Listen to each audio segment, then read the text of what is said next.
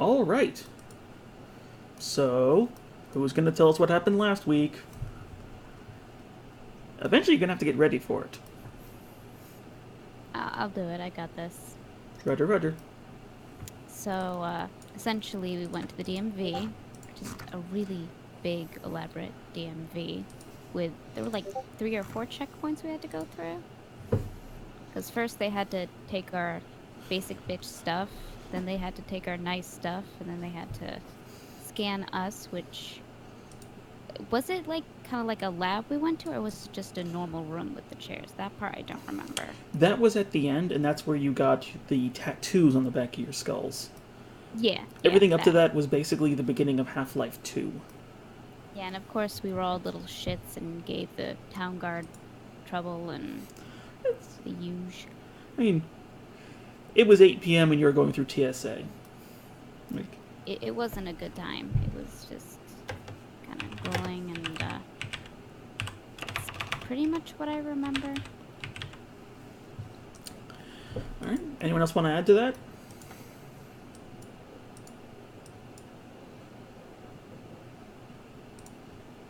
No? Uh, Um, the aspects didn't react when he scanned them. I remember that. Yep. All right.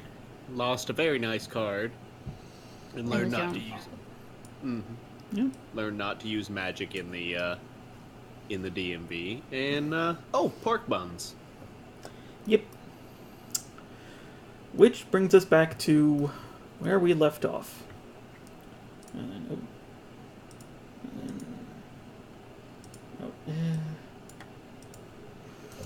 the rest of you waking up the very next day. Now, most of you had a pretty decent night's sleep. As even though this is a dive bar, it's still one of the nicest places you've stayed in since coming here.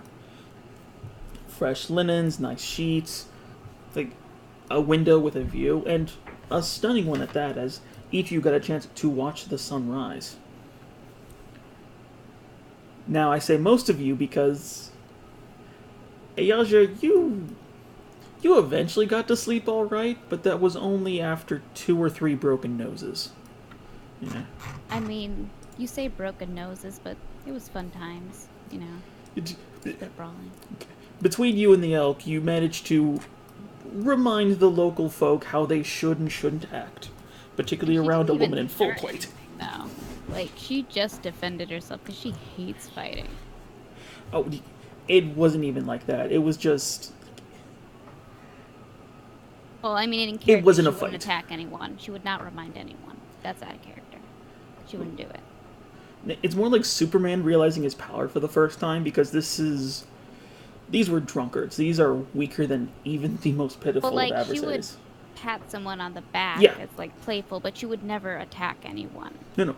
You never started an altercation. So The elk, though, he started all of them. He just started punching with his hoof. It was crazy. he got in the way a bit, but regardless, Barkeep doesn't say much about it, and I mean, you're pretty sure the sheets were cleaned sometime this century. But yes, you all awake the next day, and as to what you agreed upon, there is food ready for you. It's not buffet, but there are plates of buns and some alcohols, fresh juices, and everything. One thing that you do see odd as you're all making your way, some of you downstairs, some of you across the way, is that there's a table in the center of the bar that's pointed directly at the barkeep. And where before you were too tired to notice it, you now see that there is a small little,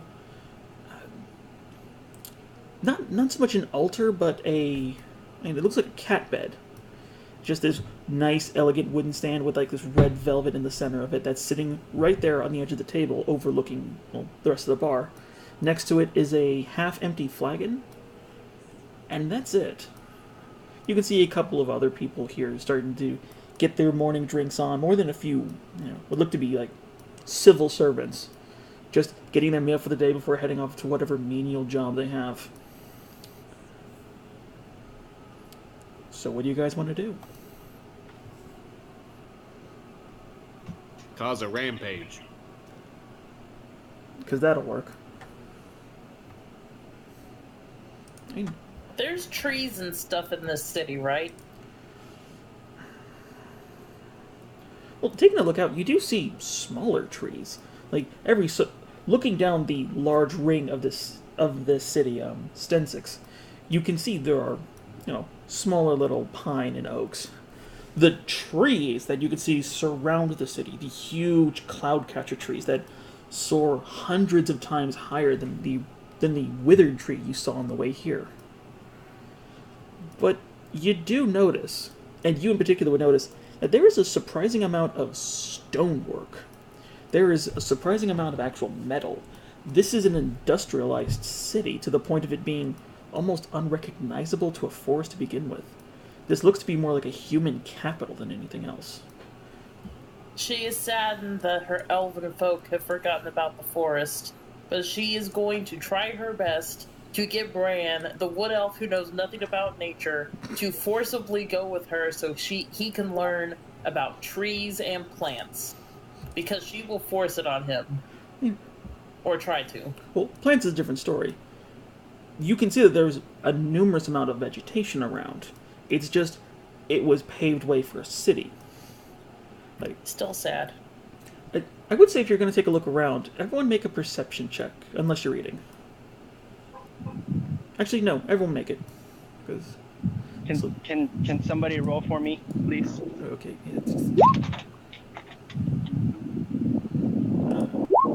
wind.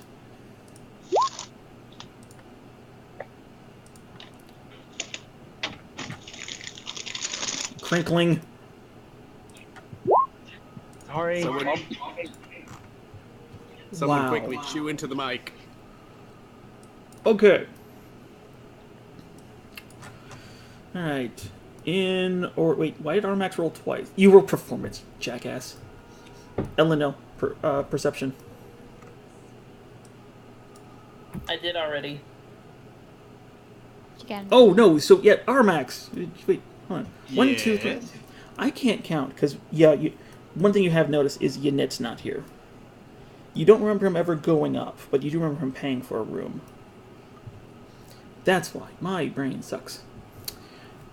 Alright, so, yeah, Eleanor, you're just far too distraught at, the beautiful architecture that it is. It still has a earthen feel to it, but it feels very theme parkish, if that makes any sense. Poor nature. Let's see. Armax, some damn good pork buns.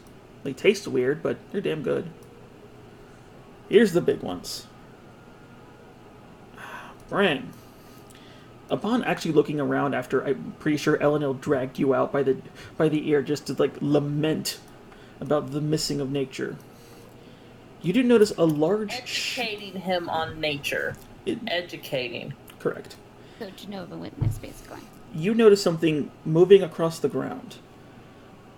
It's a shadow, but it's about 6 feet long and about 4.5 feet across that leads to 2 points at the end of it. And as you look up to go see what's causing the shadow, you can see that there are boats in the sky above you. Not terribly high, maybe 20, 30 feet, but you can see these large wooden gondolas that have anywhere from 1 to 3 people on them that seem to be just gliding across the sky with what looks to be clouds instead of water.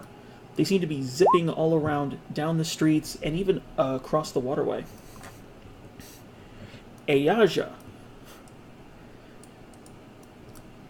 You're not one to be startled. You're not one to be jumped. But as you're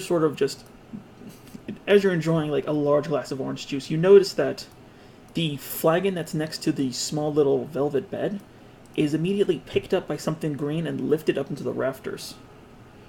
Looking up at it, you can see that there's a creature up there with a sort of light hueish green skin.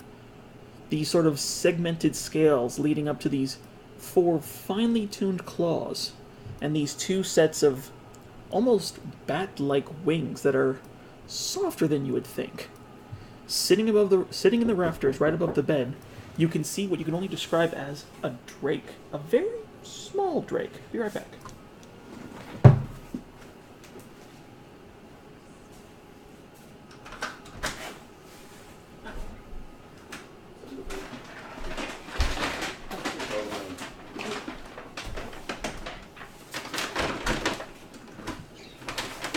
So, anyone want to help me find the library? You can read. I'm back. What did I miss? Hello, guys. Nothing. Oh, Yeah, nothing Okay. happened. I said, did anyone want to help me find the library?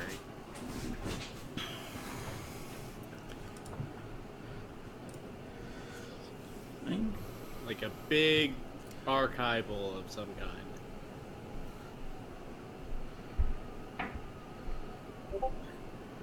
You said it's a drake. Is it humanoid or is it more like bipedal? Like, how is it not quadrupedal? I mean, like how is it holding that flagon? It's holding it by its tail, which is Oh, apparently I thought it had prehensile. in its little hand. And how the hell is Nope. it doing that?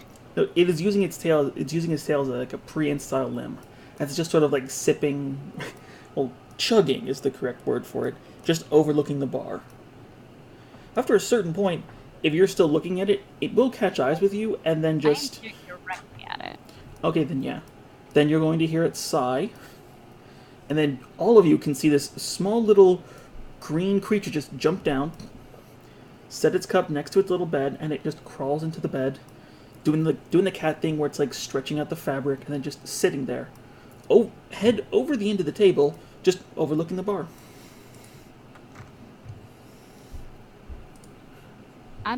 I'm just gonna nod to it, like, hey, how you doing? But I'm not gonna actually say anything or impose on it. Yeah. At this point, Elenil, Bran, everyone can see it. Like, there's even a couple of people in the bar who just like jump a little and then go back to what they're doing. The barkeeper is unfazed as he goes over to the back of his wall and starts refilling the cup full of another form of beer, and then just puts it down in front of him.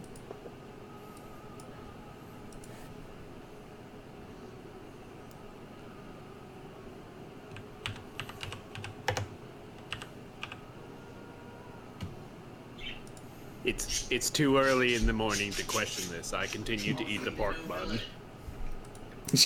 Did you just say kill it? No!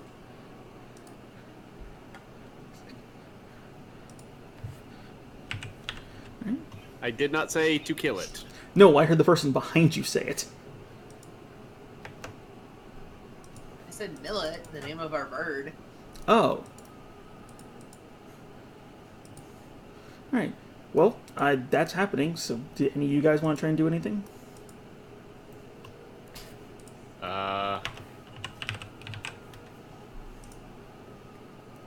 Does it want a pork bun? Do you offer it one? You know what? Fuck it. Why not? Yeah. Alright. Alright, you go over and, like, how do you present it? Like, I walk up and ask it, hey, you want a pork bun? it lifts its head up a little, looks at you and says, sure, and just, like, snacks it out of your hand with its mouth.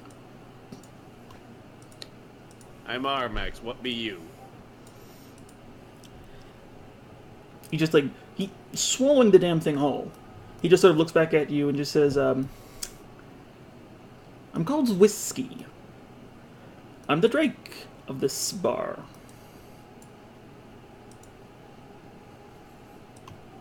You're And- the owner of this bar? Basically, I was here long before the current barkeeper was, and I'll probably be here longer than any of you else. This is my home, as he just, like, stretches out his wings. It's like, this is where I live, and this is where I do my business. What kind of business you in? It's like, he sort of, like, sits down again, just, like, with claws tucked in, doing, like, the Sphinx look at you, just like, Ideal information. Many a drunkard loses their senses within my bar, and many a secret is let loose from those sullen lips, assuming you can pray my prices.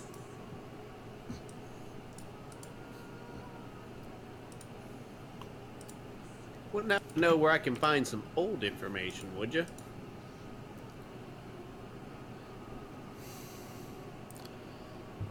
That sounds like more of a library. Ideals in stuff that's been in here. But you never know whom might have stayed within my sanctuary.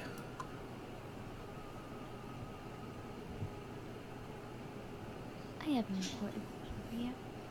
Yes? May I scratch you?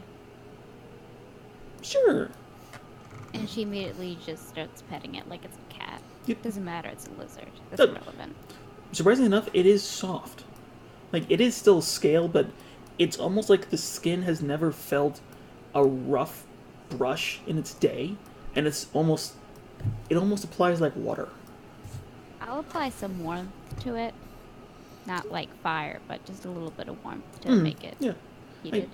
Like, you get the draconic version of a purr, which is guttural, but it's high-pitched as opposed to low-pitched, and it's very soft. But he's just still looking at Armax. We're gonna be friends. Sure. He just puts out his tail and again just finishes another drink and then sets it down.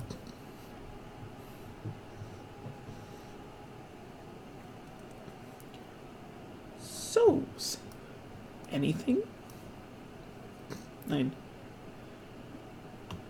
Know anything about that big smiley guy that they got at the visitors entrance? Many, but that requires you pay.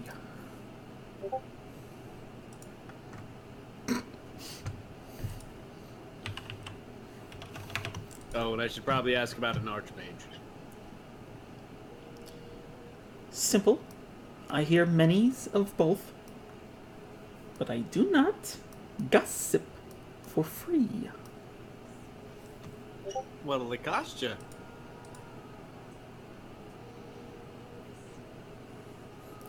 I thinks it's obvious.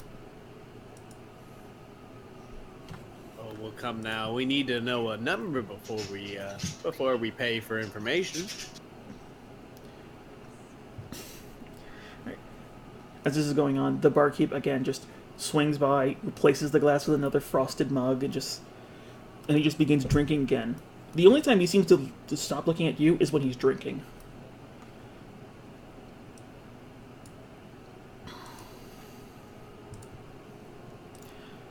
Also, I did put a picture of him in chat, if you didn't see.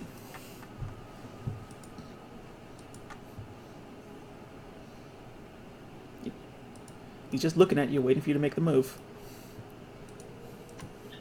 Well, I'd like to know what I'm buying before I buy it. I mean, there's bar talk, and then there's bar talk. You're asking about two of the most renowned individuals within these 3 cities. Trust me when I say, many a soul has spoken ill and good of each. Name your price.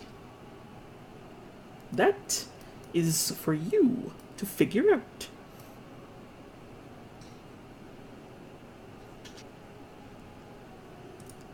How much do we want to give this guy?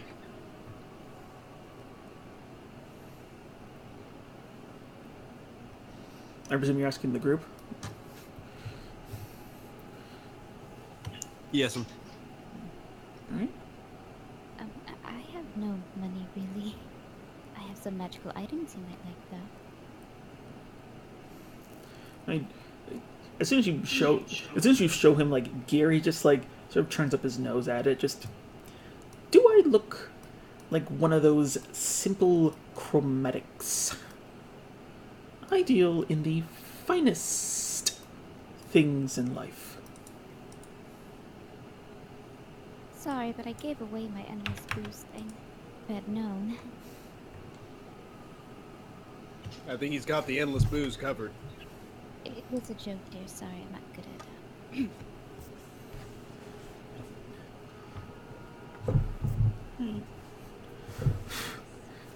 He's still just looking at the group of you, just waiting for one of you to do something.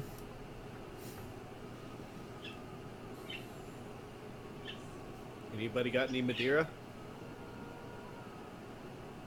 Um, Maybe a fine sherry.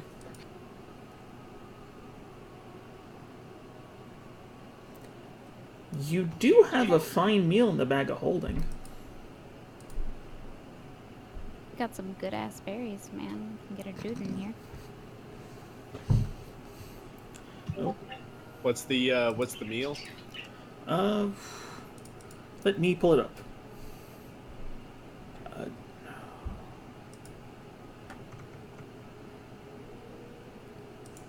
Crap, I don't know where it is now.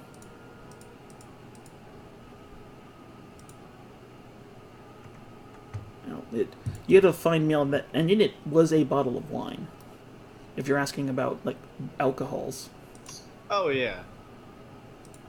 So, yeah, what is the, how good's that bottle of wine? How have I not drunk it? Oh, nope, you didn't drink that a while ago. Sorry. There's still a fine meal in there. Do you think you'd go for the meal? Would you go for a meal? You ask him, and he's like, depends on what it is. Like, Show him the meal. alright.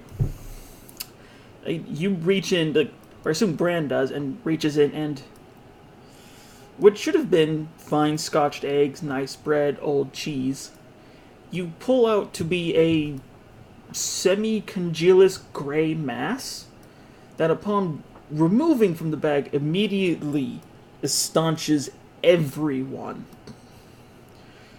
Where there was a lack of flies in 1 second, there's now a swarm of them gathering around your now gristled-covered hand as the I'm fine... gonna put on the guise of bellows immediately. So yeah, you put on your mask and just start pumping into it. It's like, and it is a horrid stench. And even he's just like, no, I will pass. And just like leaning his head back.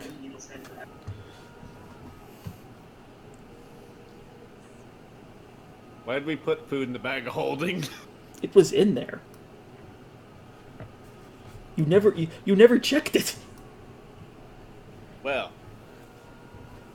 I'm just gonna leave this somewhere. Don't really care where. Just not in my hand. You start putting it somewhere, and the barkeep is just eyeballing you. Just set it on a plate.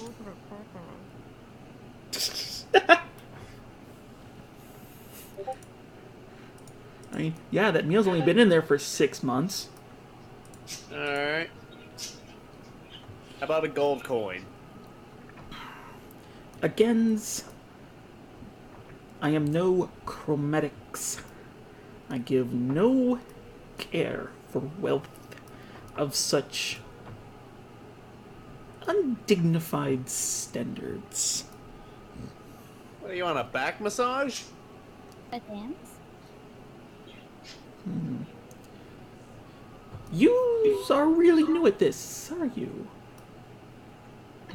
I don't associate with alcoholics that much. He just looks over to the barkeep, and the barkeep turns around, pulls off like a nice looking bottle, and just puts it onto the counter. And where he puts it on the counter, there's a nice little plaque that says, is a nice little plaque that says 20 gold apiece. His favorite.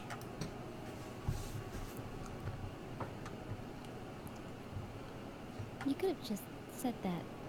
Where's the fun in that? This isn't your second mug, is it, this morning? Nope. Beautiful.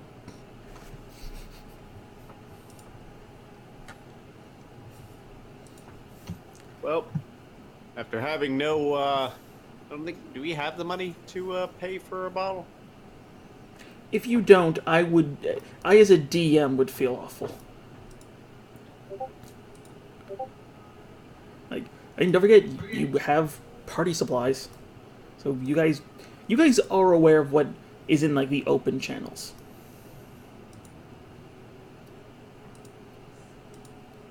Let's see. Oh, hell, you still have 6 flawed green emeralds.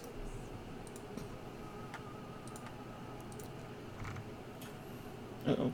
Yikes. Alright, yeah, we'll pay the 20. Alright. Are you paying it out of your personal or draining one of your supplies? Do I have anything in my personal? I think I sold all my money for something, but I can't quite recall. Yeah, I got like 25 gold, so yeah. Alright. So you buy this really nice looking cider. And taking a look at it, you sort of feel this tingly sensation when you're holding it. And you could see the bubbles inside of it just sort of move side to side as opposed to up and down. Upon placing it in front of him, he grabs it with his tail, sticks one of his tiny little fangs into it, pops the cork, and fires it across the room into another pile of corks, and I do mean a pile, and he just starts drinking it. Just chugging it with reckless abandon. He sets it down, and then he looks at you and says, "So, what do you wants to know?"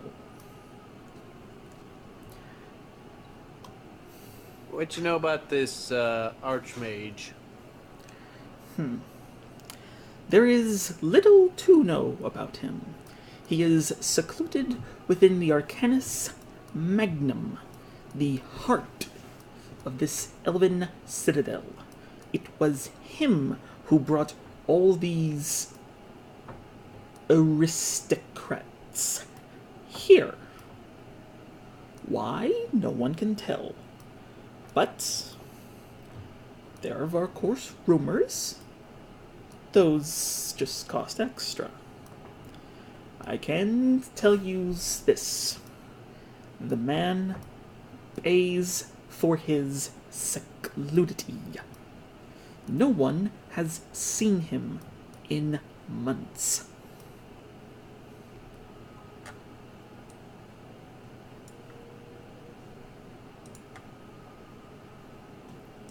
So the leader of this place just hasn't been seen for a couple of months.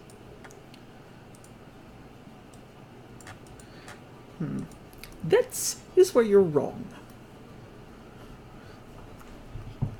Whomever he is, he does not lead. None of these cities lead. They are in competition. Each one despises the others. He's the only neutral. Or at least that's what they say. And he just begins to finish the bottle.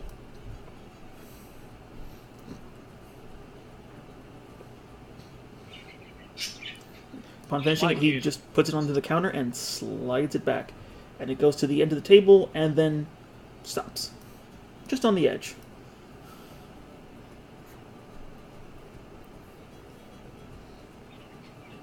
Oh, why can't elves ever get along with themselves? That'll cost you extra. I don't need to pay you anything to know that someone's an asshole. There's enough.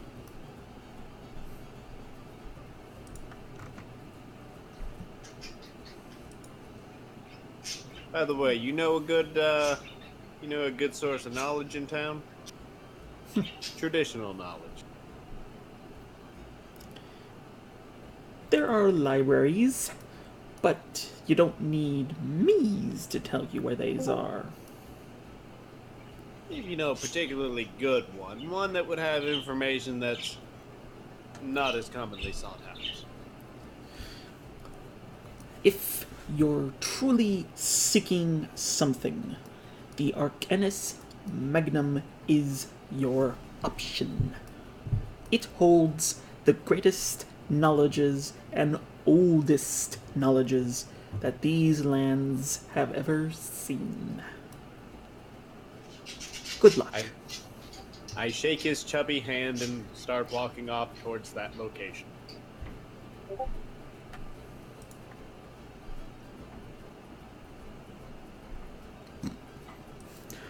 All right, so that just leaves Armax and wait, hold on. Who's here right now? I'm here, but I have hot cocoa. Okay. So it looks like Elenel's taking Bran somewhere. To where well, I guess we don't know just yet. I'm imagining you know those little like pots of flowers that Disney World has? Yep. I'm imagining to all of those. And they're everywhere. In between small little parks where there are very surprisingly similar looking children playing with very similarly surprisingly looking dogs. Oh god, they're all inbred. Quickly come to me to the library so that we can learn. Want to join me? Who's gonna go with him? I'll tag along. All right. But first, tell everyone where we're going. Oh, Have to most meet up definitely. afterwards. Not that we just all get lost and I'm the mom at the mall and have to find you all. I mean, Bran is desperately trying to break free to go with you guys, but Elenil has fashioned a vine handcuff to him and is dragging him along. Just tells him the name of every individual blade of grass. Yep. All right. So I'm guessing you guys leave then. After notifying. All right. And exiting the bar, it is sometime roughly in the morning. And you can see that the checkpoint is again open, and more people are being ushered in and out. And you can see that if they seem to be of elven descent, they get in and out a lot faster. Always the front of the bus for the elves. Ouch. All right. So where do you go? Let's see, You- what's the fastest way to travel about the town?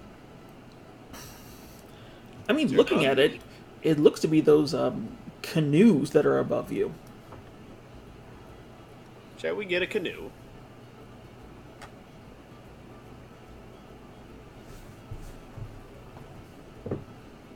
How much do they cost? See like a stand or something, or like a... Make an Wait. investigation check.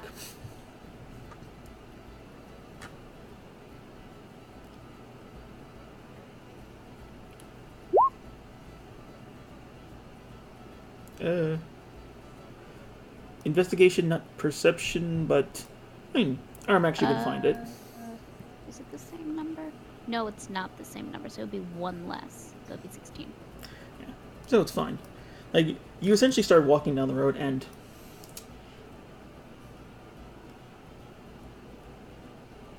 walking down the road, you essentially begin to see just how lively this place is. There are many, many groups of people here that are just hustling and bustling, and this actually does feel like a city as opposed to where Portcullis felt more like a town.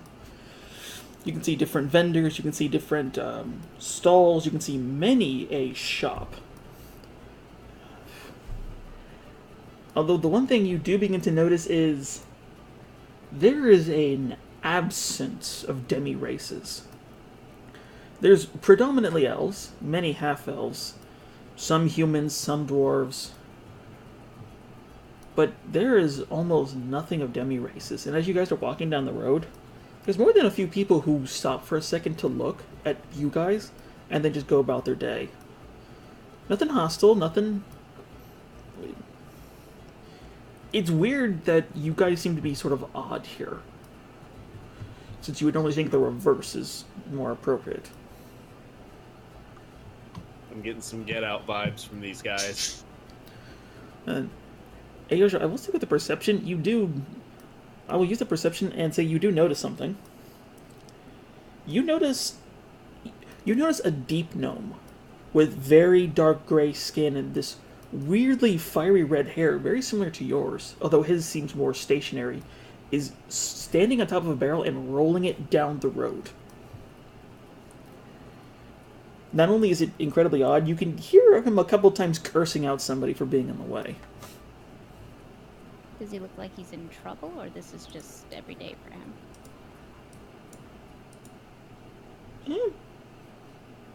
He looks to be just, like, trying to get something done.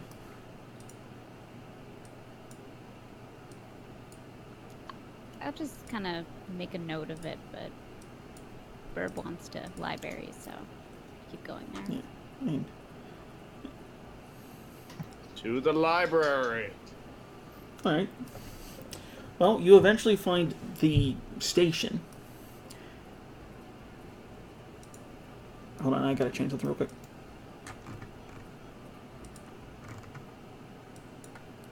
Alright. So you get to... You don't know initially that it is a place where these, boats seem to be landing, until you notice that there's this gap in the buildings, and there's this... what looks to be almost like a public gathering area, but it has stairs that lead upwards. Upon looking up, you can then see there are a couple of these boats that seem to be stopping here. Each one has someone on it with what looks to be a large stick just waiting.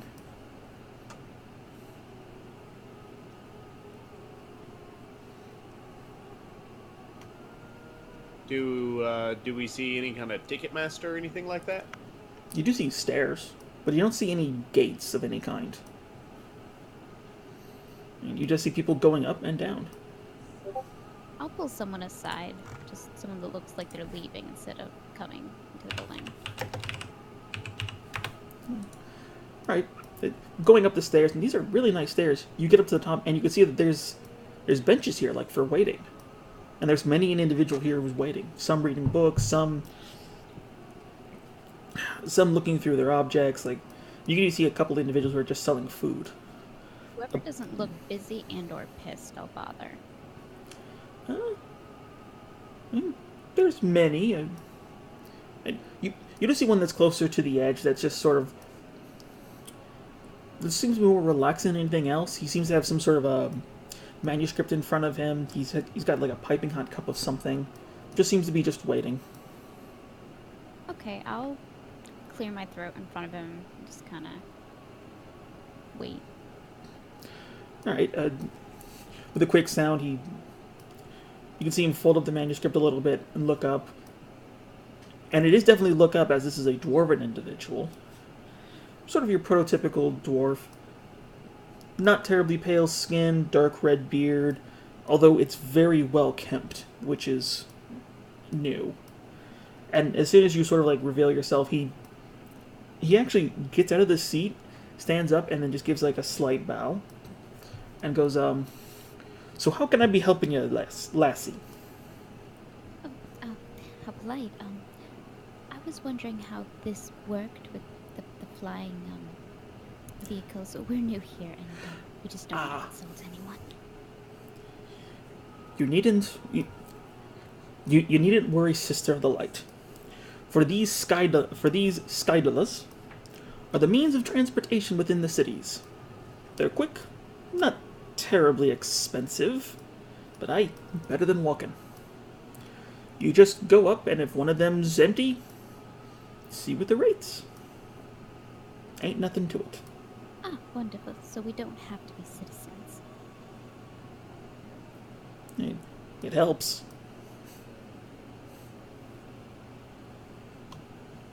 Yeah. Oh, there.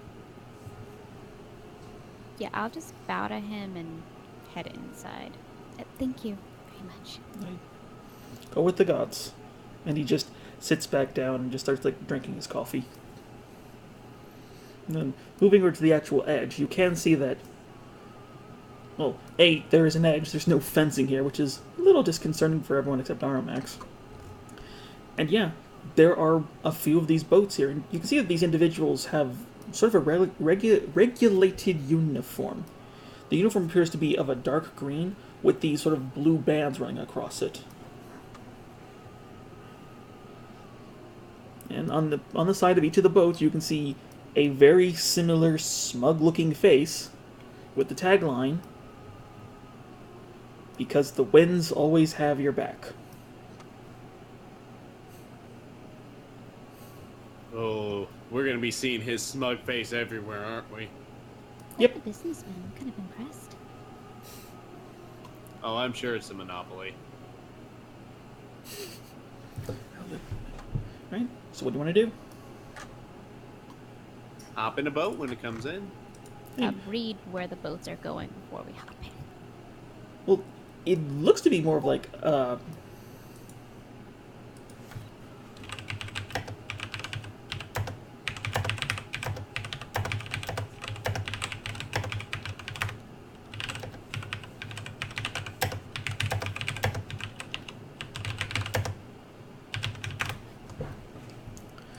it looks to be more akin to like well, like a carriage fair.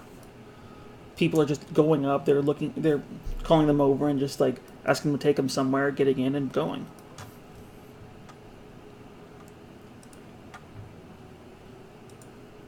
All right. Shall we? And dancer. Elenil? Yes. Alright. You guys would have essentially taken the same path as them if you guys wanted to jump in. So what happened? Uh, Well, we're going to the big library place that Archmage was at. oh, Oh. Okay, so once we get there and see these cars, I pretty much just stand there with my jaw on the ground the entire time, and someone literally has to pull or push me into a car so we can leave, because I just can't believe what's going on. I'm so dumbfounded. It's just, different and new and amazing, etc. As the concept of light does not surprise me, I just start moving her in like this is nothing. alright. Alright. Come on now, it's just a boat in the sky. Alright. But Well, as you're getting closer, the individual here, who is half elven, is basically asking you, so, where are you trying to go? We are trying to go to. Trying to go to... We are trying to go to the Arcanus Magnum. He takes one look at the review and just, like, semi-rolls his eyes, just like, "I'm sorry, sir. We don't have clearance to go to another city." Oh, we're sorry. We didn't know. Would you know how we would go about that then? Well, typically you have to be invited. It's hard to do so otherwise. The checkpoints aren't forgiving if you're not local or bred.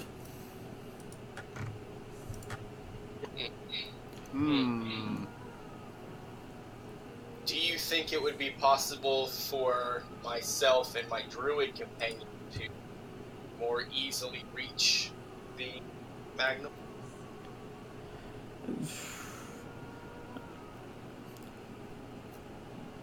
He just sort of like looks over and he's like, "If you're from there, it's no problem at all. But look, each of the cities don't like talking to each other. So to get from one to another, you need an invite. What's the easiest way to get invited? Make one of them happy, or piss another one off. I don't recommend either of them. I can take you to a checkpoint, and you can try to go through them. Yes. Why do the different cities have issues with each other? Aren't you all one place? He begins, like, leaning on his pulse, like, we used to be. Then, they started to realize that they could make more money separately than together. The Tailwinds, the Hollows, and the Masters of the Grove. Each a family that despises the other, but must coexist.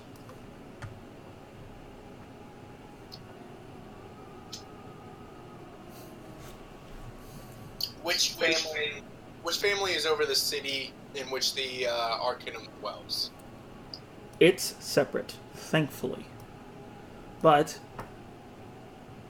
the masters of the Grand Masters of the Grove won't let anyone through. Because they're protecting it. And he does this with air quotes.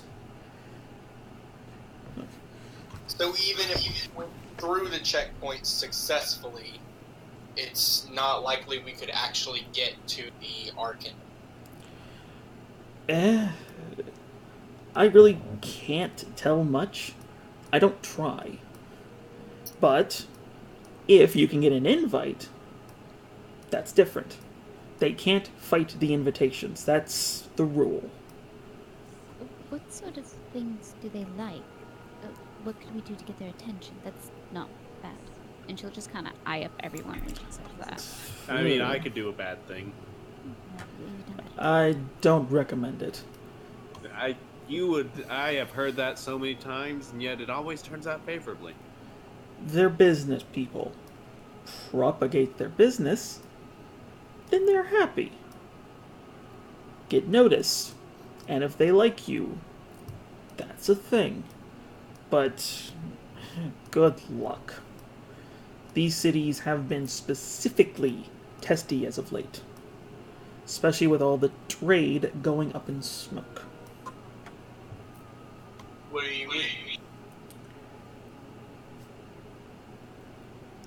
Where'd you guys come from? I understand what you're talking about. I think you meant the Portcullis? broken bridge. The bridge was the big one. The other big one was the coast. After that fortress popped up, none of these boats, this entire harbor, the entirety of the TailWind's business is landlocked. They can try to go around the marshes, but that'll take years. They can go around Abgor through the north, never seen one come back. Or they can risk going past the fortress itself and get blown up. Where's this fortress? Off the island? Well, if one of you pull out a map, I pulled out a map. let's see. He points you to this.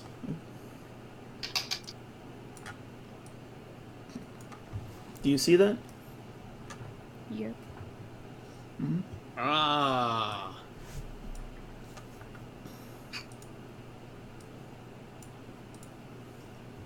I recognize that one. Yep. Even heard it took out an Iron Helm. That's some shit. No, I wouldn't worry about that. They're tougher than they look. They took it out. Those things can crash through volcanic rock. And that thing destroyed one. I don't want to be the poor son of a bitch who has to tell the Citadel about that. I'm glad I'm not. What if we were the poor son of a bitches? It's not this citadel, the citadel of Slag. They're the only ones who have iron helms. Yeah, they're terrible. They always getting attacked. To be fair, they don't like it. Yes, they do. Look, I'm on the job right now. Is there any other place I can take you?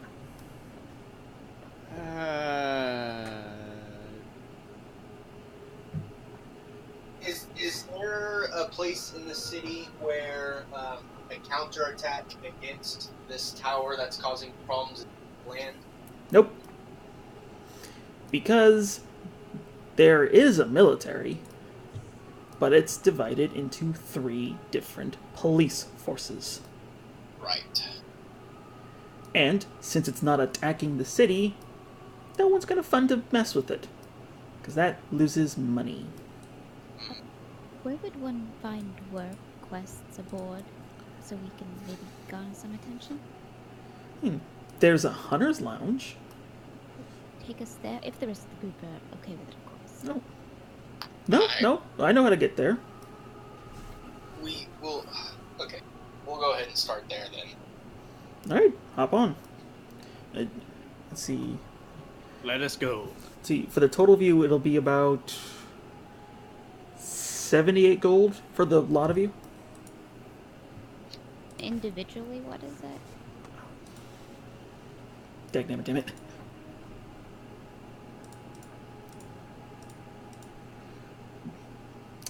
$20 gold apiece. Okay, I'm gonna just tell my elk to walk the streets on his own, and then I'm gonna pay 20 for myself. Are you sure? He's fine. He likes walking on his own sometimes. Okay. 400 gold? Yeah. Oh. Wait. What? No, 40. No, it's Yeah. experience. That's for unit. No, it's 78 gold total. 70. We're giving a really it's big less tip. because I paid my own 20.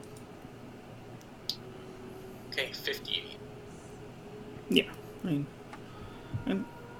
and as soon as you all pay that, he lets down this little not so much a ramp, but it's a, I forget what they're called on a ship, but it's a board he sets out that stands on the edge, so you don't have to jump. And then as soon as all of you, as soon as you all gets on, he folds it up and he just rings a little bell on the back of the ship, and it begins to take aloft a little, and then using the stick, he actually pushes against the clouds and starts moving forward. And it's surprisingly smooth. Well, semi-surprising, as you are quite literally riding on a cloud. And you begin to move over move over in a good chunk of the city, and from here you can see a lot more than you could before. There's a hustling and bustling just life to these cities. Maybe it's more corporate than some would prefer, but it is still beautiful. There are lights across every corner, there are signs, there are billboards. Every feet you take, it's just another amalgamate of smells and sights.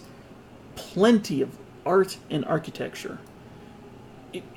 Each different section of this one city almost seems like a different city in itself. And after about a good hour and a half, he then takes you to another landing and just sets down the plank again. And he points just down the road, and you can see a hunter's lounge. Lodge. I can't talk. Same thing. They're lounging in the lodge, leisurely.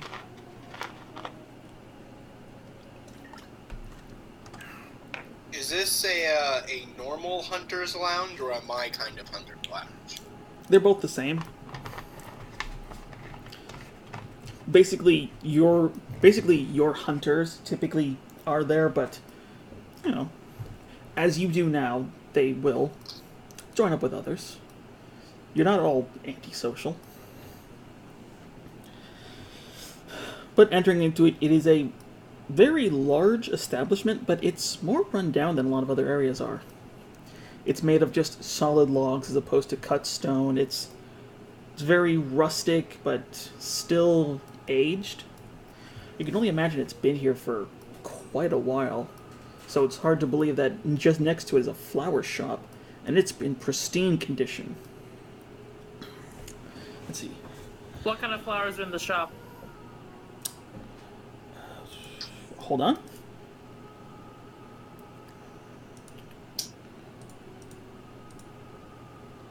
Why does that matter? I want to know what kind of flowers she's It matters to me. You- Also, during the drive, I'm gonna ask this driver if the Grove family is like a pack of druids. He'll tell you no, but they are the oldest family. Ooh, I think I like this family already. Probably won't. I Don't You, know that. you Well, see your standard array of flowers. You know, posies, daisies, roses, even a couple ones that are a little odd, like birds of paradise. The big one you do see is Olus veritas. It's a pale green flower that typically only grows along rivers, which would make sense that it grows around here. There seems to be a couple of bouquets of it in front of the shop. Let's see. You would know I it. go into the shop and just geek out about that flower, saying, "Oh, it's beautiful. I've never seen them in such good condition." Blah blah blah blah blah. More flower stuff. Yeah. I slowly start dragging her into the hunter's lounge. I mean, But flowers. Yes, and the flower will still be here. In No, fact, they it's may like a- have- it's like a not a flower pot, but almost like a bushel. And you can see that these are blooming. They actually have their berries on them. She's selling them for 37 gold. I will get you I will steal one of these from this woman later. To which Stealing is she not good. eyeballs you. It's like, I don't care what you think of me. I'm a horrible person. I'm gonna sidebar. It's like, I'll count my money and I might come back later. Okay, wink, and she'll wink at her. all right, and she is confused, and you can see her like recounting all of her flowers just to make sure everything's all right. But yeah, then I guess you all enter into the hunter's lounge or lodge. Yeah, can't talk. It's a lounge now, by the way. Well, no, now you're in the lounge of the lodge. Is there piano music? Is it? It's the most posh hunter's lounge. And just smoke and jazz. I'm liking it. But I'm picturing like they've got like Chopin playing in the background, you know? I mean, that's why I have the music playing in the game, so I can switch it. And so you enter into a rather jovial place. You can see all along all the walls and ceilings there are trophies upon trophies, each of different beasts. Some you've heard of, some you can't even imagine, some that you swear are fake. And you can see that there are more than a few well-presented hunters, men and women each, just either large or decked out to the nines in weapons. At the center of the lodge, there is a desk where a man is working. A sort of stout human-looking individual with a scar across his chest, and he's bare-chested, because of course. And he just seems to be, handling some numbers. He's occasionally, yelling something at the back, and somebody comes in and hands him paper, and they switch it out. Other than that, you don't see anything terribly remarkable. This is just a standard hunter's lodge. We see I a wave bowl. hello to everyone I see. I grab her hand and I pull it down. I start I am walking. greeting everyone warmly. I start walking up towards Chuck Manley over there. Ooh, no, infinitely smaller than Chuck.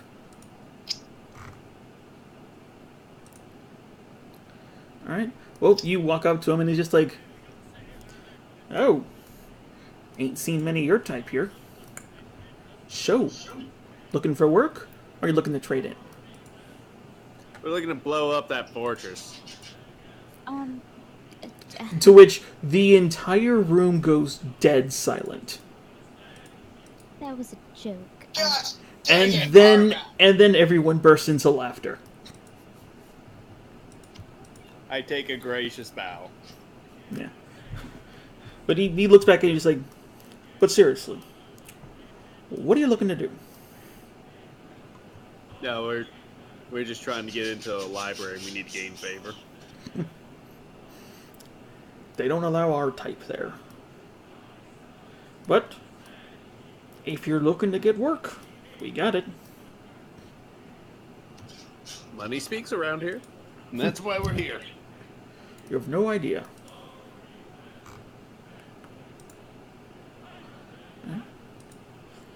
So what do you do? While Armax, I guess, is arranging work for us, I'm gonna try and find Your people? My people. All right. I'm going to start inquiring about the fortress, see if we know who's taking it over, like who's in charge of it, what race are they, how many there might be. All right. Typical brand stuff. Yeah. Basically, you show like not so much a badge, but your qualifications, and they let you into the back. And the back is a lot more somber. It's very less decorated, but there are more seasoned individuals, many of which that are similar to your own. Make a persuasion check. Oh, dadgum. Yeah. Huh? I mean, you're a new face here, man. That's a good point. When Bran leaves, I continue what I was doing before and wave in everyone that I see hello. Why do you insist on embarrassing me? I mean, most don't really acknowledge it, but there are some that just, raise their hand and wave. Just, like, mostly everyone here is either trading stories or trading drinks. Armax did worse than me. I'm pretty sure waving is better than what he did. Speaking of I'm which, being friendly. I continue to ask the man about the fortress that sprung up. He basically gives you joke answers. Like, we hear it's full of unicorns, or someone else will say, no, I hear it's owned by dragons. Like, another guy pops in the back, I hear it's full of horny elves. It's just like trading bullshit with each other. You're getting the impression that no one knows and no one cares here.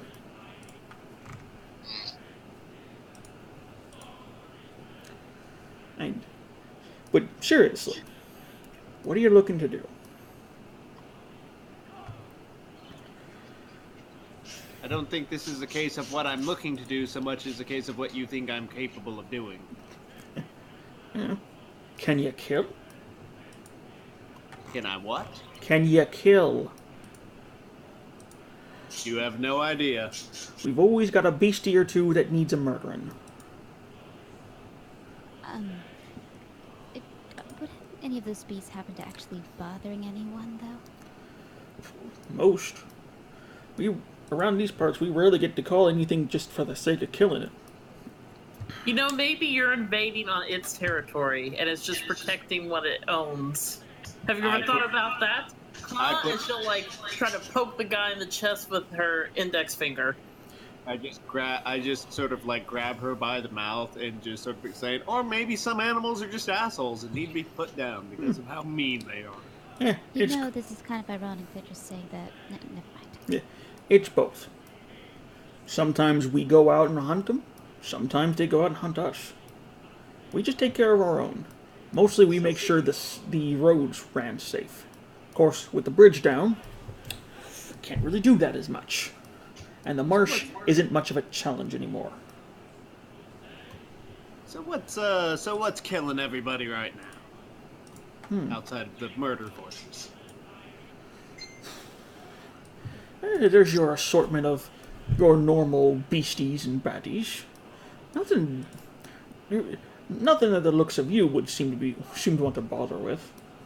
But and he sort of stops for a second and he looks at Ayasha. Huh. Hang on a minute. And he goes to the back, starts messing through scrolls. He's like, no, not her, not here.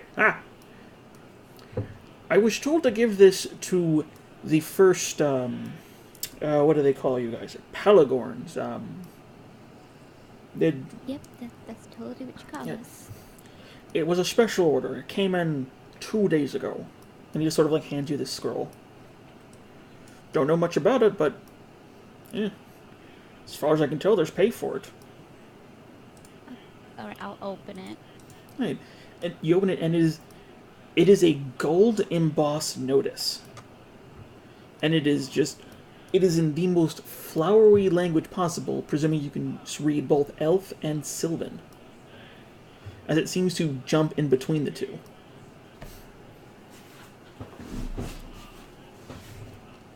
Well, that's a whole lot of I can't read that. Hold on 1 second. I believe I can read Sylvan. And, all right, and you were able to pick up every third sentence. So what am I getting off of that? You're getting a notice. I might be able to read Sylvan. Hold on. You're getting notices of congratulations. Praise be to the fairer races. A little bit of half-hearted spite at one of the other cities. Like you're getting a lot of mixed context. You do see that at one point make an intelligence check. Am I seeing any names? Not in Sylvan. I am intelligent. You're basically trying to read Morse code through static. Hold on Perhaps 1 second. Is there a return address on this? Just, Elena, sweetie, could you try to read this for us? I could read the Elvish part, sure. And I start reading. This is a good team building exercise. I like it. Right. While this is going on, Bran, Yes. you get a couple just sort of wide-eyed stares, but there's one in the back, a kind of older gentleman, who doesn't seem to immediately snub his nose at you. So what are you asking him? I'm specifically going to ask him how long the fortress has been, if he has any good intel on it, or perhaps knows where I could receive some good intel. Well, in a very low and gravelly voice, one that the DM cannot replicate, he basically goes on to say that it showed up the same time Abgor tried to attack the city. The same time they destroyed the bridge. And it's been there ever since. And it's been slowly killing the city. There are no farmlands in the cities, so the trade was the only way to keep the lesser people fed. And that fortress is keeping it from being so. As for what's in it, they don't have a single clue. Any ship that gets close gets either sunk or captured. There was rumor that something powerful was there, but no one's crazy enough to get near it. It even has this protective barrier over it that's only popped up recently. And it prevents certain magics from affecting it. They figured it's for anti-siege. That makes sense. Yeah. As it stands, it's now just choking the city dry. Because nothing will be able to get enough food back in time, or it'd have to go near the frozen north. And no ship has gone there and survived.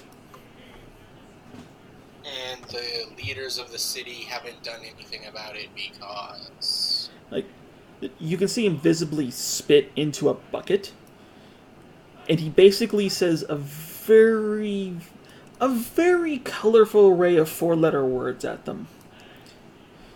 To mention of just like, the rich will survive. They know they can, so they don't care. Yeah. So why waste money if it's not going to affect you anyway? Yep. The only one who seems to care is the Arcanus Magnum. They actually tried taking it. It's when they learned about the barrier. So, if we took the fortress, the Arcanus Magnum would be rather great. Maybe. They really don't know. Ever since the city started sealing themselves off more than usual, it's hard to get anything through. Either way, we'll be helping out the city. That he agrees upon. And he also says there's a death pool for bringing the fortress down. It's currently at 200,000 gold pieces. Oh, To which, as soon as he says that, everyone sort of chuckles. Not in a he's lying to you, but in a like it's sort of, already happened. yeah, it's like if you or I tried to nail like Jennifer Lawrence. It's just like, yeah, there's 2 million if you can do it. Good fucking luck. That's quite a low price for bringing down a fortress of people you don't know. Oh, we can talk them up. I mean, It's rather No, likely. well, it's a death pool within the lounge. you guys Large. aren't here. I mean, yeah, I figured that was PC talk, or you know what I mean? Yeah. Yeah, No, joking. that was player talk, not character talk. Gotcha. Yeah. All right. So going back, between somebody who can read Sylvan and someone who can read Elven, the letter basically goes that the generous and ever-present, Burgermeister of the city of Stenzix invites those holiest of warriors to his company to assist in a proposition that he's unable to describe without first consulting them. He seeks the best, the brightest, and the most concerned individuals. And it repeats roughly the same information over and over again of just like trying to sound hoity and reverent. Do I come off as concerned? If there's money in it, I bet we all can sound concerned. Make an insight check. And it does mention a reward, presuming that whomever receives this is qualified enough.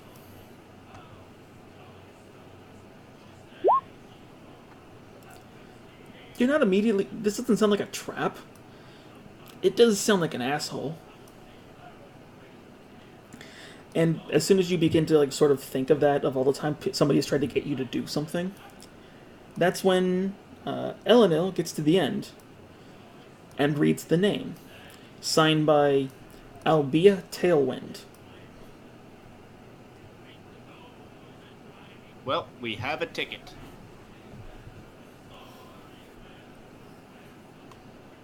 Right. We're gonna get you polished up, and this can be our answer. All right. All right. So you got that, Bran. Is there anything else you want to try and ask him? I really don't think so. Yeah. I don't think there. Well,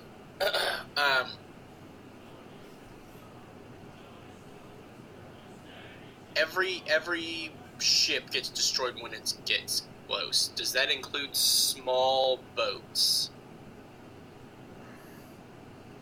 They've never seen anything larger than a transport vessel get near it. Okay. No one's crazy enough. Until they met us. I will go ahead and thank him for his information and buy him a drink, and then take my leave. As soon as you walk out, they all just say, "Happy hunting." I return the stuff. Yeah. All right. So that puts you all roughly about the same time. Yeah. And by the way, the guy who gave you the message, he's basically just gone back to his work. There's even a few guys in the back who started getting rough, and he pulled out a mount and he's starting to beat one of them. Not hard, but it's enough to get their attention, even drunk. It's a very rowdy place, in complete juxtaposition to most of the city you've seen.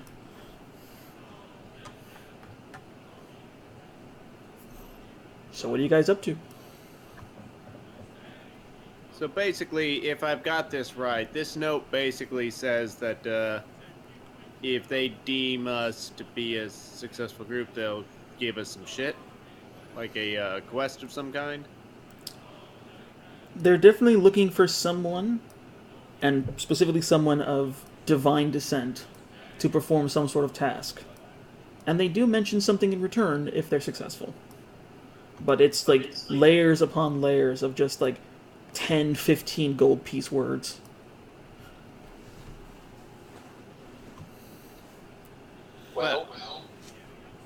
found out that the fortress now also has a magical barrier around it, supposedly to prevent certain magics from affecting it, which might make actually reaching the fortress difficult.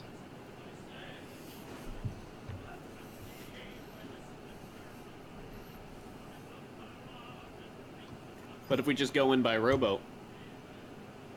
I had a similar idea. I was informed that the largest ship that, or the smallest ship that has approached it so far is a transport vessel. No one's tried to approach with anything smaller yet. Yeah. Basically, the size of like junks. Like the Chinese ship. So we could take something as small as a rowboat, have Elenil turn to something fancy and water proficient, and perhaps pull the boat to the tower.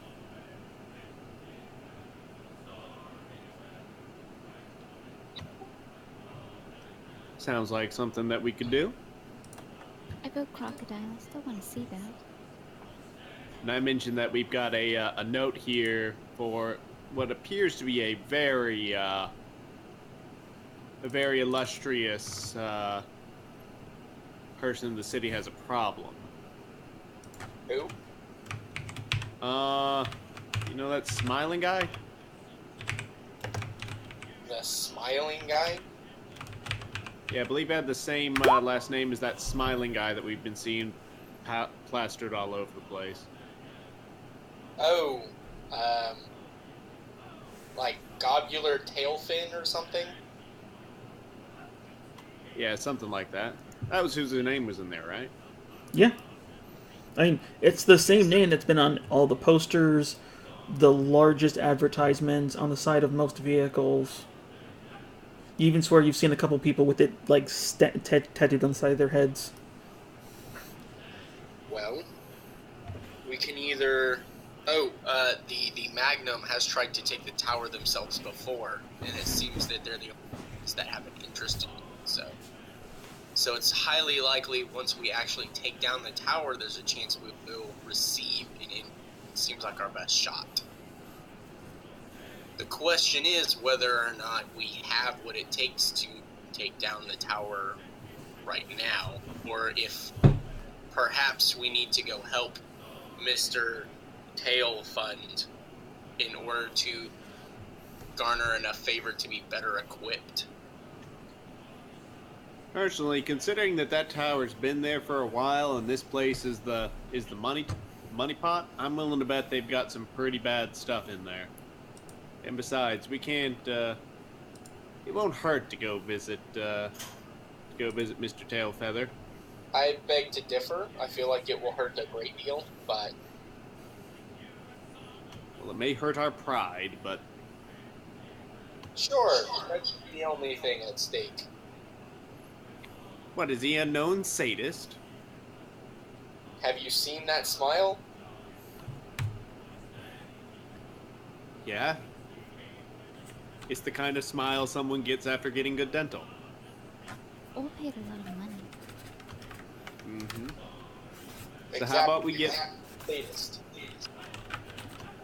So how about this? How about we go get ourselves cleaned up, go present ourselves to the guy, see if we can get some extra money, and then go siege a tower and try to get more money from him. All right. This is like our best option right now. Who knows? He may have some insight on that fortress.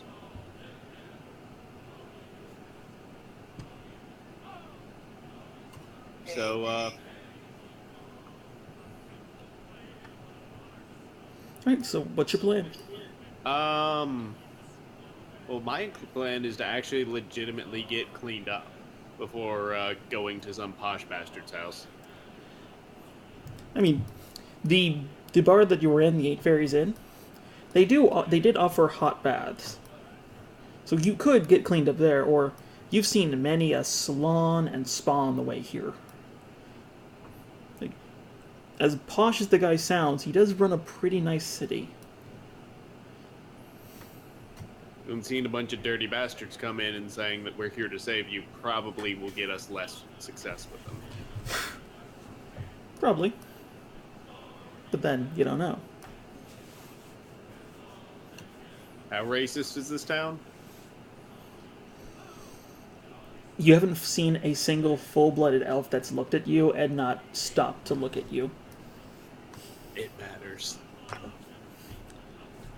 What have the looks that me and Bran have been getting since we're actual elves? Not much. They basically they see. Anytime they see Armax or Ayaja, there's like a sort of moment's pause. Like there's even like children who like pull on their mother's arms to like sort of point, not laughing, but just like, "Ooh, look at that." But then they see you guys and they just like sort of like shrug and move on. Like, you guys look like you could belong here. You're just dressed funny. They don't even look like they should be in the same continent as the rest of the city. Which is easier for Ayasha since she's got a helmet. There's nothing that can cover up Armax. I could get a turban and just wrap myself up. And your wings and your claws and your beak. A really big Yeah, your turban. beak would be pretty noticeable. And your actions. Okay, fine. I stick out in this town. But would you want to fit in here? Think about it. And it's pretty nice here. Alright. So what's the game plan, guys? I guess we're gonna get cleaned up and then we're gonna go help Mr. TailWind. Alright. I'd say for about a gold for all of you, you can get back to the 8 Fairies Inn and just get like a good bath and polish on all of you. Like, it's not that hard. And yeah, looking into the letter, it does have a quasi-address. It goes to the manor of the TailWind estate. Which, funny enough, is on the opposite end of the city. The complete ass end of it. Like, it's the furthest away from any place that would take in people who aren't from here. And getting another ride, which, as soon as you mentioned it's for TailWind, they basically just waive the fee. And they just bring you over to there, and it's starting to get into the afternoon.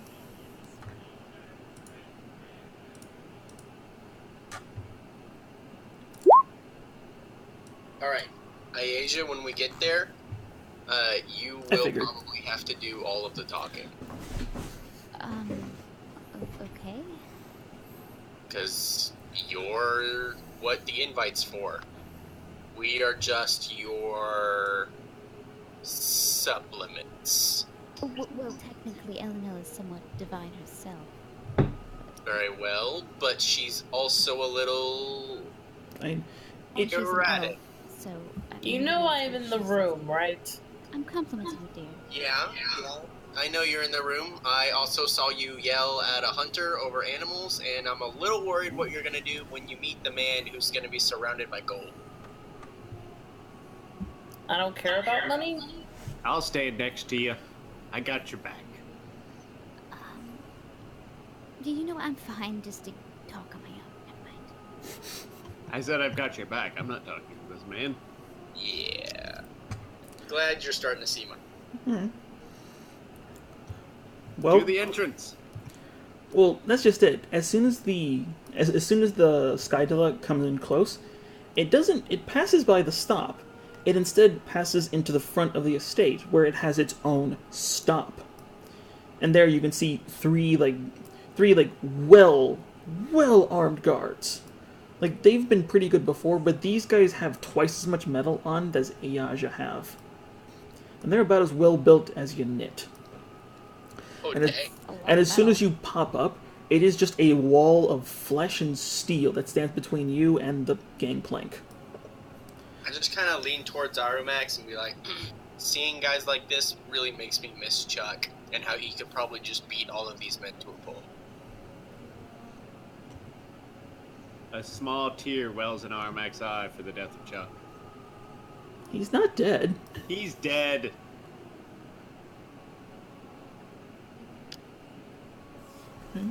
Well, I presume one of you shows them the letter, Yeah. Just and gonna- they look at that, and then they look amongst you, and then they see Ayaja, which I presume you're full armored. Yeah, full. She's holding her helmet though under her shoulder. Okay, they take a moment's pause, but they look at the letter, they look back, and one of them goes back and takes him a couple minutes. Then he returns, just waves his guys off, and they less welcome you on and just stop preventing you from coming in. I say thank you anyway. I have manners.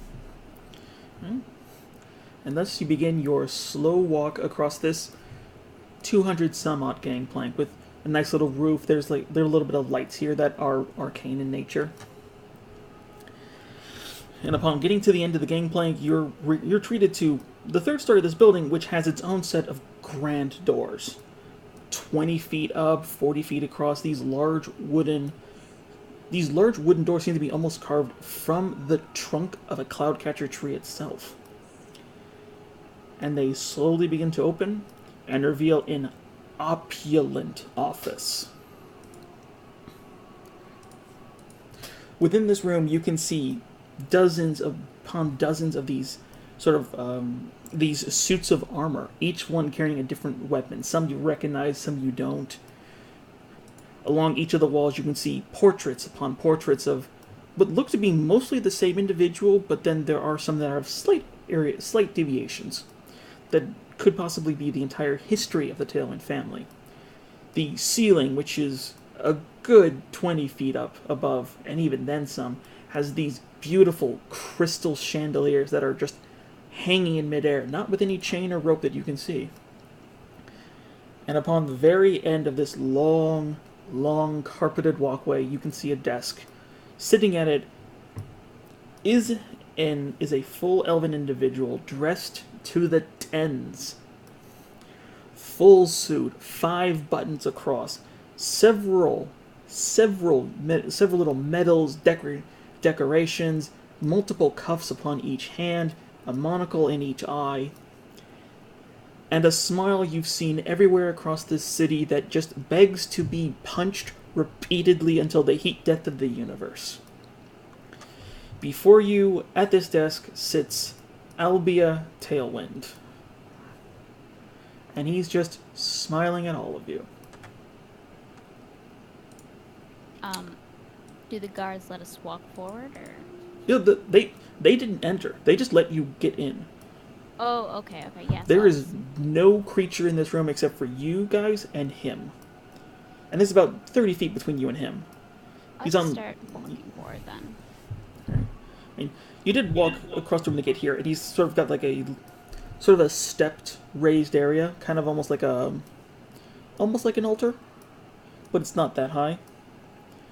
But as soon as you catch the light from his personal chandelier, he then just steps up and says, "And here I thought it would take forever before some kind, generous soul would grace my dear sweet city. And you would be," hand gesturing out towards you. I'm Ayaja. My friends may introduce themselves. Wonderful, Is that up to wonderful, wonderful. Now,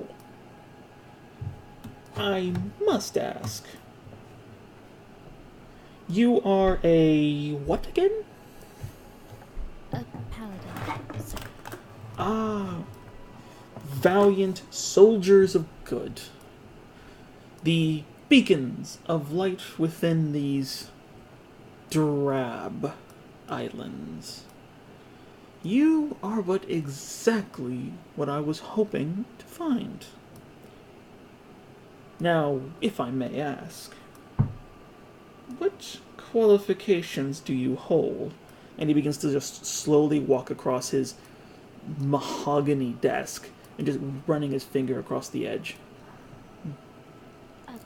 Qualifications, sir. Well, I serve Vera, and I'm quite adept at fighting, healing. I'm not quite sure what you want to know or hear. Well, I'd like to know everyone within my little city. And you were noticeable. As soon as you entered in, I knew everything I needed to know about you. And he's now in front of you. And he is as every much posh as you thought he was. Like, even his stance seems to just seems to orate this douche coming from him. Like, even to you, Ayaja, who's normally well-mannered, you can't help but think that this is the type of guy who would make a professional league of puppy kickers just to say he started his own sports league. Bless. Now, I don't know if you're everything I need, but I did want to talk to an individual like you. For you see, my dear city has an altercation. And it is people like you who are so good at solving them. More so than any of my private guard. The fair protectors of the city can only do so much. Which is why I set out my little letters. Just to let you know what has been going on. So, I just wanted to tell you what you probably, and he begins to lean against his desk, hands in each pocket while his arms are crossed, what you would have wanted to know. In the Pauper District, I have had complaints from some of my employees that their little ceremony grounds, or whatever they like to call it these days, has not been able to let anyone inside. And since if these individuals are so hung up on burying people or whatever they do with their dead, it is making them less efficient workers. So, seeing as you're a guardian of light and goodness, I can only imagine this is something you would have liked to have known about. Am I wrong?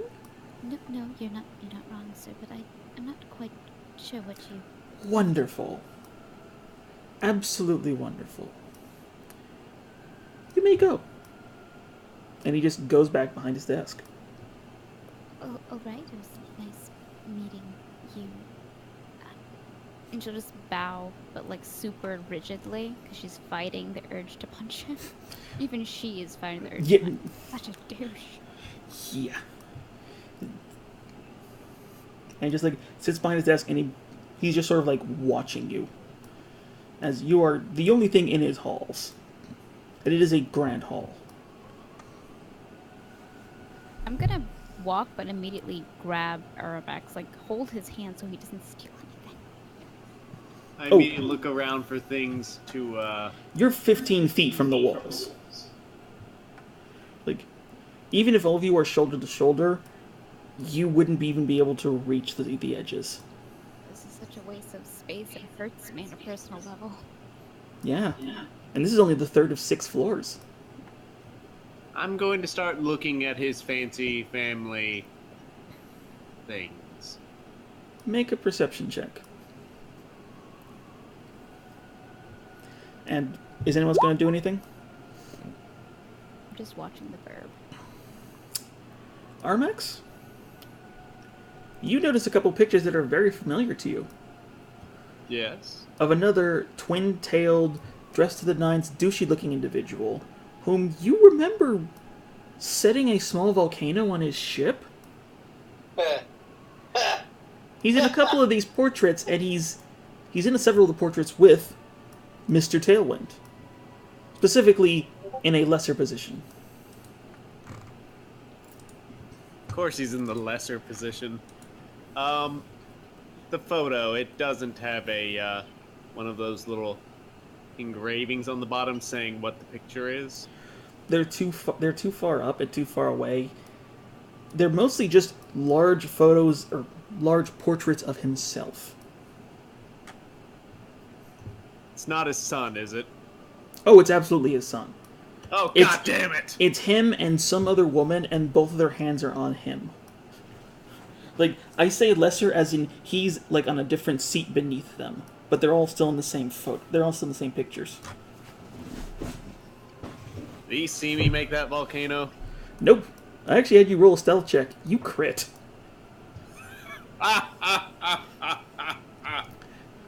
Good. It's like, you got close to the edge, you set it off, and then you just zipped away. Granted, there was a volcano, so you had a lot of cover.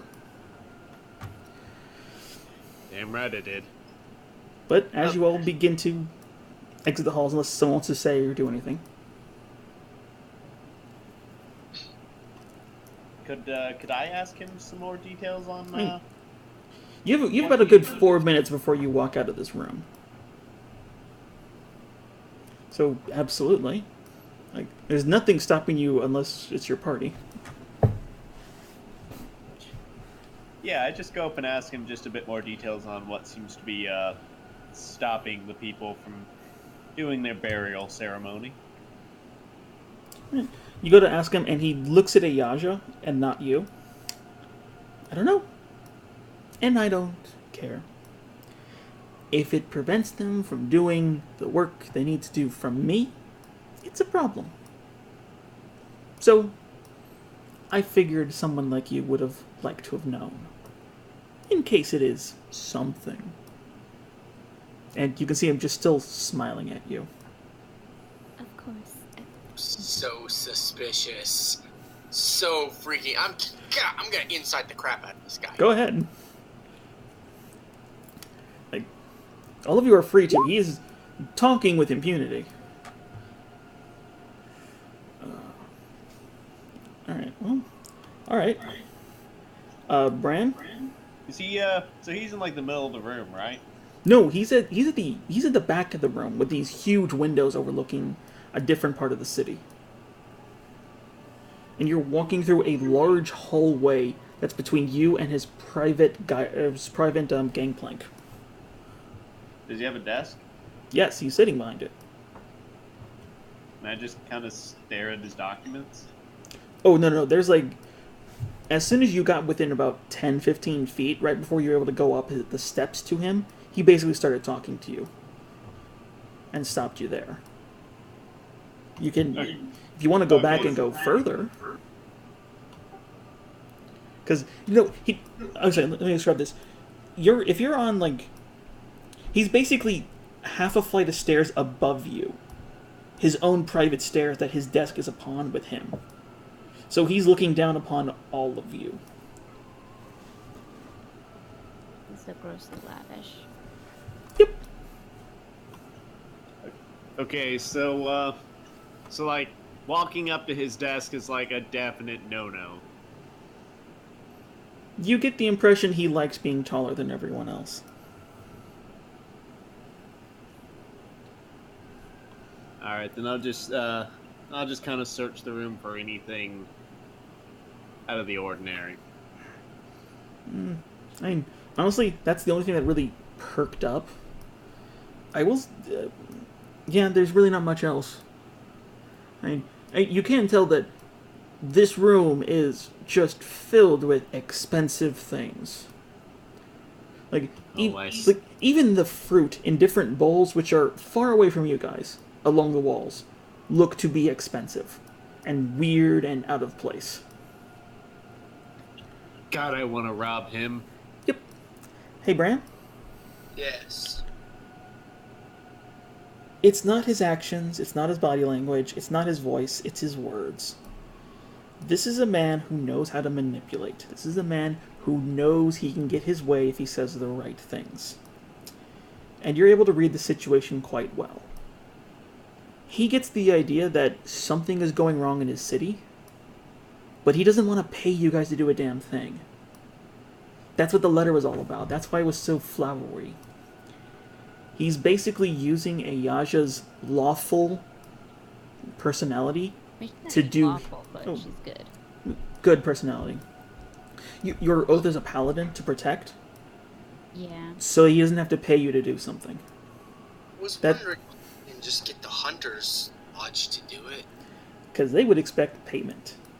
But if some righteous soul came in whose sole purpose was to help defend the weak and protect the city, well, that's just part of their job.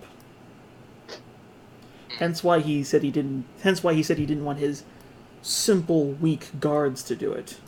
Which, you're pretty sure half the guards could take you guys. At least the ones here. Yeah. He's basically manipulating you guys, though you can't tell if he's sinister in it. Just a greedy asshole.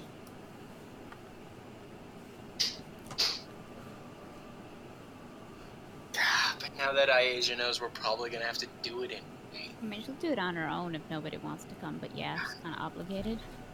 Dad, Don't worry about it. We kind of murdered his son. We're even. we did not murder his son. Destroyed his boat. We destroyed his pompous failure of his son's boat. You guys actually don't know what happened to it. Like, you guys were cutting across the peninsula before you could see the initial end. Don't worry, I know. I took notes. Oh god, I hope he's dead. Alright, let's see. It's not like he traced it back to us, right? Yeah, no one would recognize it. Yeah, no, it's not like his son had a really large fight with two of you. Or magical means to track you down. Really didn't have that Alright. big of a fight. Does this guy really seem like someone who would waste money on his dead son? I'll rephrase that. He does look like somebody who would spend every ounce of his money to protect anything he considers his own. Like he kind of, based on what I'm seeing here, he kind of seems like the kind of guy. It's like, my poor boy, son. Yeah, maybe. It doesn't matter. Point being, yes, we've got to get this thing. Yep. And as you're about to exit the large doors again, you can hear him clear his throat, and even him being so far away, it seems to sound as if he's right next to you. As if there's nowhere in this room you can escape his voice. You'll turn around and you just hear this ting! And I need all of you to make a dexterity check. Okay, everyone gets +4. Check, not saving throw. Okay. Darn. Aw, dang.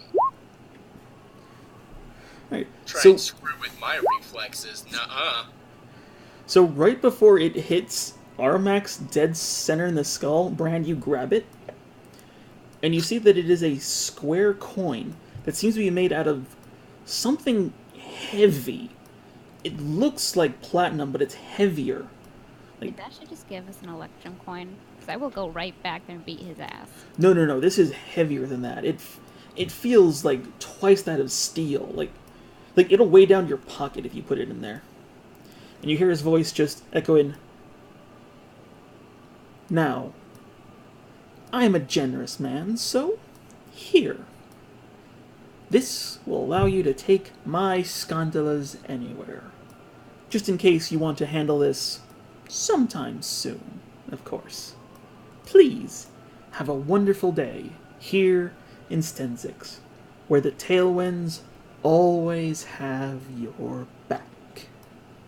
And he specifically says tailwinds instead of winds. That's not a slip up on my part. He specifically put his name in there this time. No. I give a very polite bow and walk off. And as soon as you guys cross the threshold, the doors just close onto you. The guards that were here before are still there. They're actually holding the guy who brought you here. Like, not holding him, but just like they're waiting for you to get here to put you back on the same ship you took. You get the impression they kind of want you gone. And loading into it, the guy wastes no time and just hauls your asses out of there and takes you to the nearest dock. He sets up his own game plank and just lets you all out. It's like... You're actually going to have us go take care of this, aren't you? This is... I mean, you don't have to help, you're not obligated, but... I mean, if you want to meet up somewhere afterwards, I can try to handle it on my own. I'm gonna help you.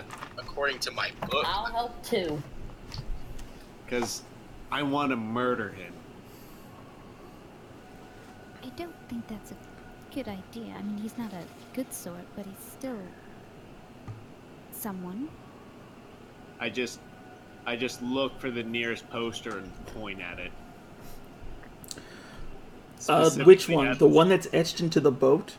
Or the one that's actually on the ceiling above you in the waiting area that is staring down upon you with each of his teeth almost as large as one of your torsos? That one specifically, and I specifically point at the smile. I mean, it's good for someone to be so happy. I give a stare, a cold, hard stare. That's a bird stare, too. Like, even if there's only half of it, it's still focused.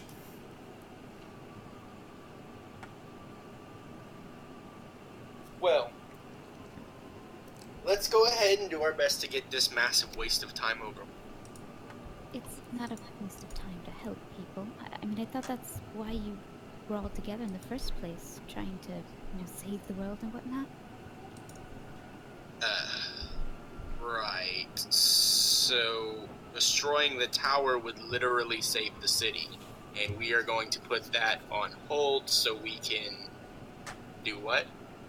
I mean, it has been there for almost 6 months.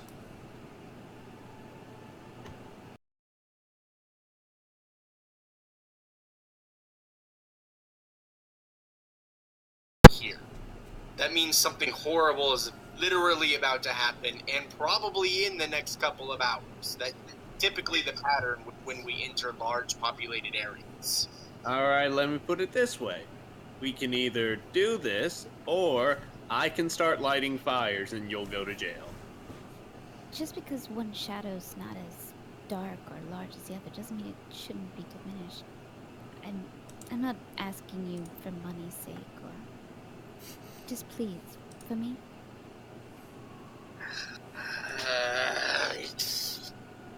Besides, we need to get good with the locals. And the douches. Stupid rents. Stupid rich people making advantage of my stupid friends and their stupid... Okay, where are we going? By the way, if it makes you feel any better, we blew up his son. That actually does make me feel better.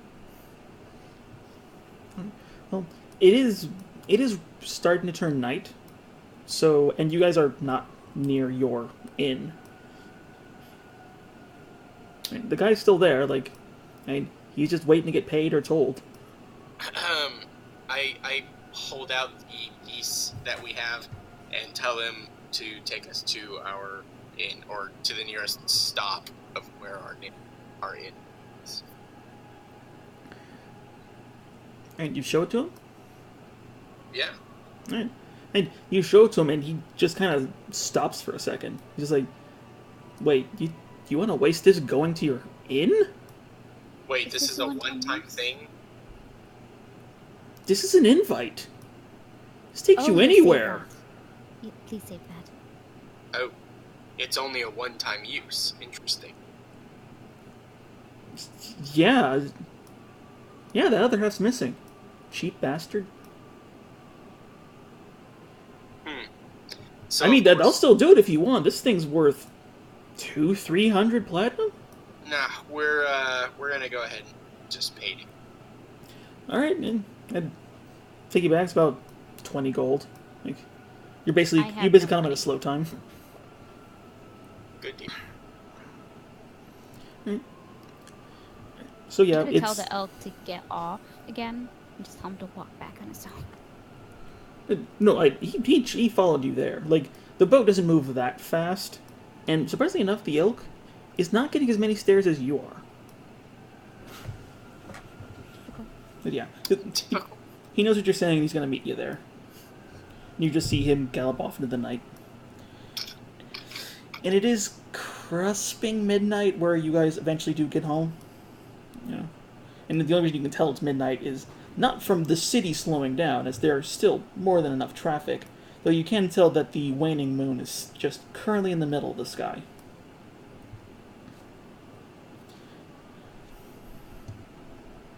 Yes, waning moon. Yeah, you get back to the 8 Fairies Inn. And it is exactly how you left it. Oh, it's a little less popular than it was, but you do see the little Drake just sitting there. He now has a collection of 5 or 6 more bottles. Barkeep is still just filling up glasses and cleaning others.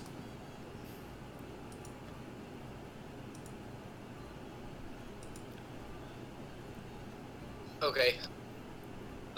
While everybody else heads to their rooms, I am going to buy another bottle. Was actually going to do the same myself. Oh, so I guess Aromax and I are both going to buy another bottle. Alright, I mean, bottles are still 25 each. 20. Yes, 20, sorry. Yeah, because it's 5 times that of fine wine. I mean, alright, Okay. there's an entire shelf of those bottles, so yeah, if you got the money, they're still willing to pay for it. Yep, I got the money. And I'm assuming Aromax has the money? I'll just give it. I've got like 5 coin left. I can give it to you. I have 3 gold. As a reminder, you still have 6 flawed emeralds from Dr. Ogre. And Armax, don't forget to count your patches on your robe of useful things. We sold the robe of useful things. What do you mean you sold it? Sold it for the goddamn saber. Oh shit, yeah, you did. Damn, that had 6 grand in it. No, I already used those patches. Yeah. Okay. Yeah, no, I like before we sold it, I literally peeled off those patches. We used it to buy the other thing. Oh yeah, no, yeah, you did. Good times. Oh, so no ladders. No more ladders. Right.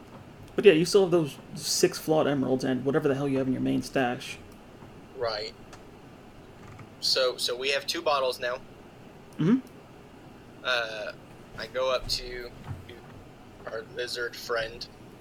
Okay. I'll go ahead and take a seat and hand him the bottle. I mean, he unquestioningly, and without his eyes open, just wraps his tail around it, pops another cork, puts it, sends it across the room, again hitting the exact same spot into the same pile, and just starts drinking. He rolls back over onto his front and then just like looks at you, just waiting. I need to know about the tower that's blocking the trade. That's hard. No one really talks about it here. That said, what I knows is that it's no goods. No one wants to go near it, and no one wants to even try. That's it. Any vague rumors about it? Other than it's invincible? Tell me, is that an existing fortress that used to be there? Or did they just build one fresh? One day the city is calm. One night the city's attacked. The next morning, It's there. That's disconcerting.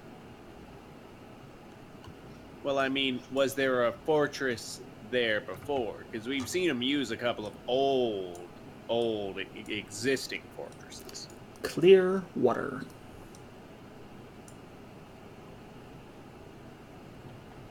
There was nothing there. Then it was there. Same as all the others. Wait a minute, hold on a second. Was the island there? Which isle? The one that the fortress is on.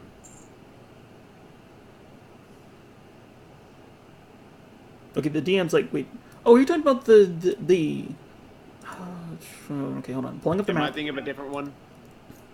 I thought it was on a. I thought it was on a archipelago. Are you talking about the white star or the blue square? The blue square. Blue square is just a fortress in the middle of the water. There's no landmass. It's just a sprawling fortress that has like several spires in it. Just standing out of the water? Yeah. Then again, most of the water here is incredibly shallow because of the swamplands. The trees here have grown so large. Like, those trees on the water, those are actual cloudcatcher trees. Oh. But these things grow so large and so deep, they push the earth up. Oh. It's why the ships are having a hard time getting around them, because it's too shallow on the opposite end of the fortress. And on the inside, you have to go near it. Is the fortress actually that close to the land? It's fairly close. It's not within strike range, but it is about 2 days from that nearest town.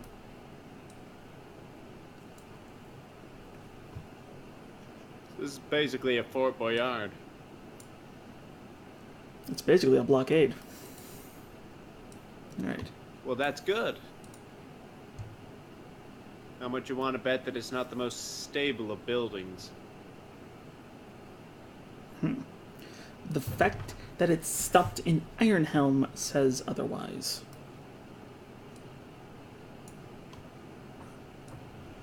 Oh, it's just about where you put the pressure on it.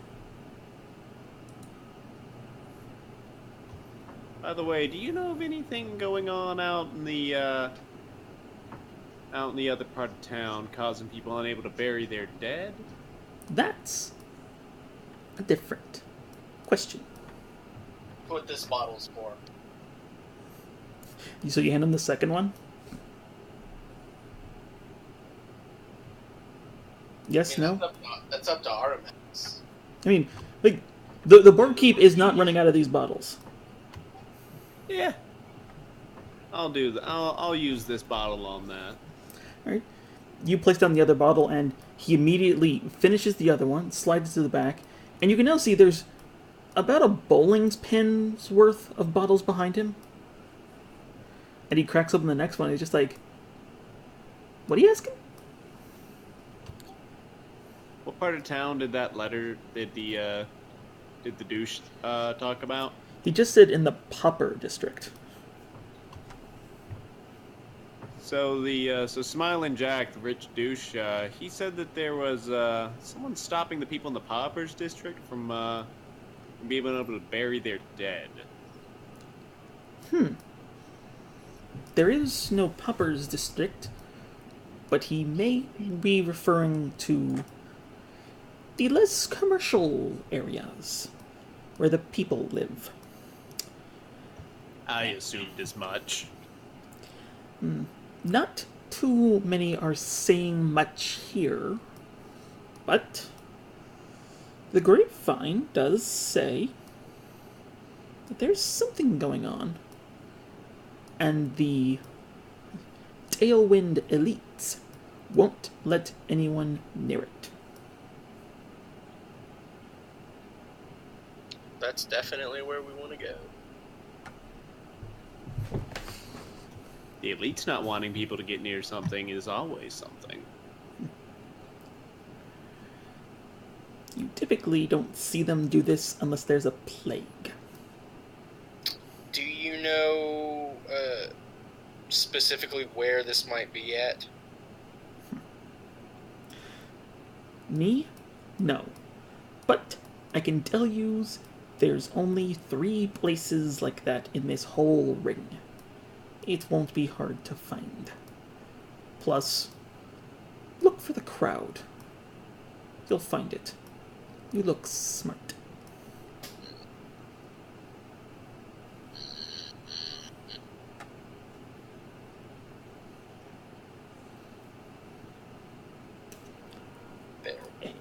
Anything else you want to know? I'm out of That smiling fella. How elite is he?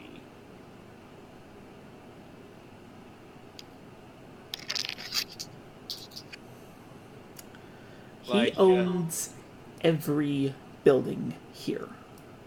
This city lives and dies by his actions. Is there someone above him though? Like in terms of these cities? They all respect the Archmage, but that's not saying much. That's the only one that can get them all together. Interesting. Well, that is all my questioning. I shall retire to a nap. If you need me, I'll be here. Good night. And he just finishes the bottle and just goes back to resting in his nice little velvet bed. Right. Does anyone else want to do anything? Ayaja or Elenel? They say if these whatever's preventing it happening at night or day, or it's just in general. Just in general. Okay, He she's gonna. he Go was to sleep then. specifically being vague. Yeah, she's just gonna go to sleep. Same place, hanging out with the elk. Yeah. And this time there's a very wide berth between you and anyone else. Alright, anything else anyone you want to do? Nope. Alright. Well, that flower lady's gonna remember that then. Right? And Wait, so what? Oh no, we're gonna get the wrath of the flower lady. Oh yeah, I said I was gonna go back. Hey, What I she- said I might go back. What's she gonna do? Chrysanthemum me to death? you wake up Turns the out next she's the daughter of Smiling Jack. I like how you're all calling him Smiling Jack. It's not wrong. But yeah, so you all go to sleep for another night, and you all wake up relatively rested. Again, no Yanit. You can only imagine he is killed and is now buried the man who stole his power card.